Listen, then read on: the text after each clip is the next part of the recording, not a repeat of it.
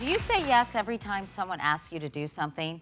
I'm Katie, and I'm a yesaholic. So much so that a friend actually brought me something I keep on my desk. No, no, no. For the last time, no, no, no, no. See, a million ways to say no, but why is it so hard for women to do that? And what can we all do about it? We hit the streets of New York and found out I'm not the only one with this problem. I am guilty of saying yes to things I want to say no to all the time. I am guilty of saying yes too much. I'm very much a people pleaser, so I prefer to keep people happy, which results in me saying yes quite often. I usually do things for my friends that I don't want to do. My sister asked me to go on a date with her and this guy, and I went. I wish I said no. This is my third time to New York, and one of the people I'm traveling at the moment's never been, and she wants to go to the theatre. And I'm thinking, oh, I've been there, done that. But okay, I'll do that just to please you. Men say no, women say yes. I think women say yes because we're givers, where men are selfish. Oh, that's And good. I've tried to change my two boys not to be selfish, but I failed.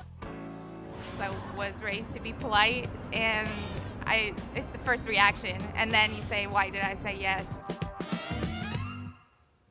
Jill Brooke is the author of The Need to Say No, and Dr. Julianne Wurm conducted a groundbreaking study on why it is so hard to say that word. Welcome, nice to see you all. Nice to be here. So, Jill, what is behind, I mean, you wrote a whole book on this. What did you find out was behind this need, this sort of compunction for saying yes? Because women have been programmed for generations to say yes, to be accommodating. And we have to learn to say no. And it doesn't mean that it's a stop sign to progress. It's just another vehicle to get what you need and want. We're being assaulted every day with the internet, with our friends, with our family, with our workers, that we need to prioritize more and also say yes to taking care of the causes that mean something to you, as well as the people in your life and your work. Have you been talking to my fiance, Jill? You know, I know that studies have found that the word no actually triggers a chemical reaction in the brains of women, right? That's absolutely true. You know, we have to remember that baked into the word knowledge is the word no. And it turns out that when there were flashcards of the word no, what happened was it created anxiety, not only in the person who's saying it, but also in the person who sometimes is hearing the no. So what we really have to do is train our brains to say no confidently. And certainly you know a lot about that with the study that you've done. And in fact, Julianne, you did a groundbreaking study with a professor from Duke. What did you learn? Well, we learned that no is fraught with emotions and that people have all sorts of guilt, fear, they feel blocked, afraid, they have real challenges. And it's interesting because, kind of to piggyback on what Jill said, the emotional response in the brain, there's actually a chemical response in women in the amygdala. It's very sensitive to emotional conflict. And not only that, it replays things. So it only contributes to your guilt. And I know that, Julianne, in the course of your work, you found that women have a harder time saying no to other women, which I was surprised at. There's the notion, I think, that can help explain this, of what's called the egocentrism bias. When someone asks us something, we feel like Chicken Little, like, oh my gosh, if I say no, the sky will fall. When in reality, we may be number 5 on the list, and they'll just go on to number 6, and it's no big deal. But we don't experience it that way. We kind of overesteem the importance of the request. Well, Linda Grant Williams is an attorney, and she's the mother of 4 adult children. And Linda, you had a hard time saying no to your kids when they were younger. I think that's a problem that a lot of mothers have. But why did you have such a tough time with that?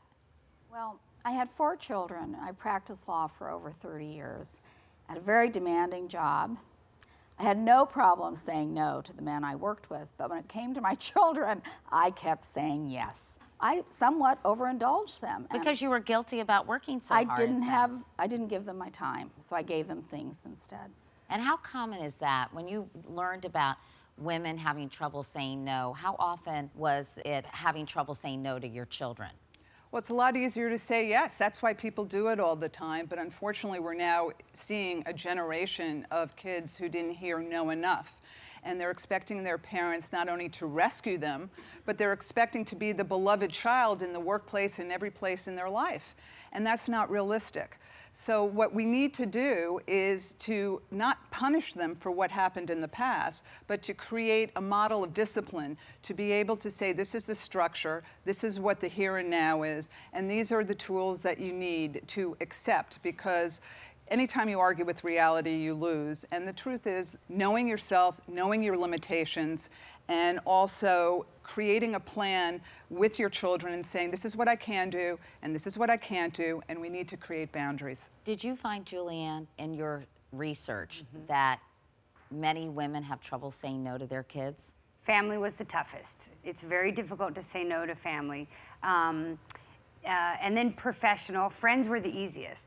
So it's an interesting way to think about, if you want to get a yes, who do you go to? The kids kind of knew, right, that was going to be, you know, a simple yes.